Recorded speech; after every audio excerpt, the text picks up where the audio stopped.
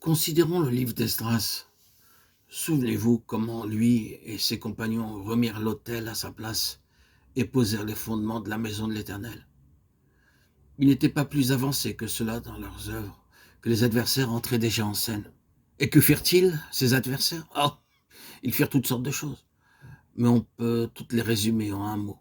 Ils s'évertuèrent à frustrer les ouvriers du résultat de leur travail. Frustrés. Quel sentiment décourageant que de se sentir frustré de quelque chose. Est-ce là votre expérience dans l'œuvre de Dieu?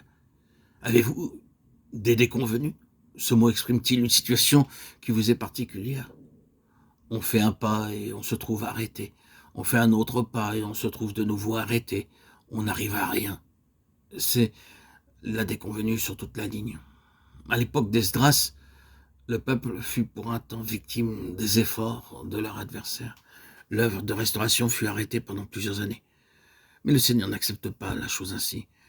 Et en présence d'une telle situation, il réagit. L'Éternel réveilla l'esprit de Zorobabel et de Joshua, Agé 1,14. Et ensuite, par les prophéties d'Agé, de Zacharie, l'Éternel dit, ni par force, ni par puissance, mais par mon esprit.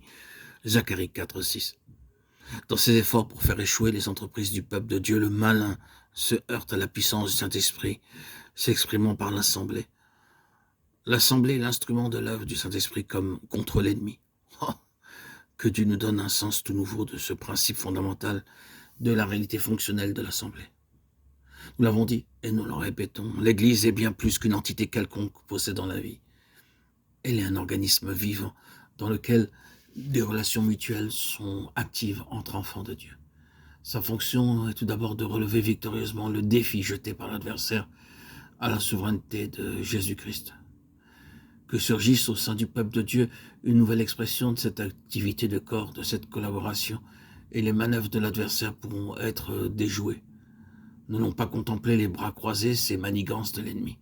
Nous devons être réveillés dans notre esprit. Je ne suis ni Zorobabel, ni Joshua, mais je souhaite humblement que cette parole ait sur nous le même effet que la leur sur le peuple de Dieu de leur temps, pour réveiller une action du corps contre les manœuvres de l'adversaire et pour dire non, non, nous n'accepterons pas d'être frustrés du résultat de nos efforts. Mais il y a plus encore. Cette rude bataille qui nous est imposée a toujours pour effet de mettre en échec la vraie signification de la croix et la vraie nature de l'Église. Parce que, dans l'une comme dans l'autre, c'est la souveraineté de Jésus-Christ qui est en jeu. Comment la manœuvre de l'ennemi réussit-elle? Les Écritures jettent sur ce point une abondante lumière.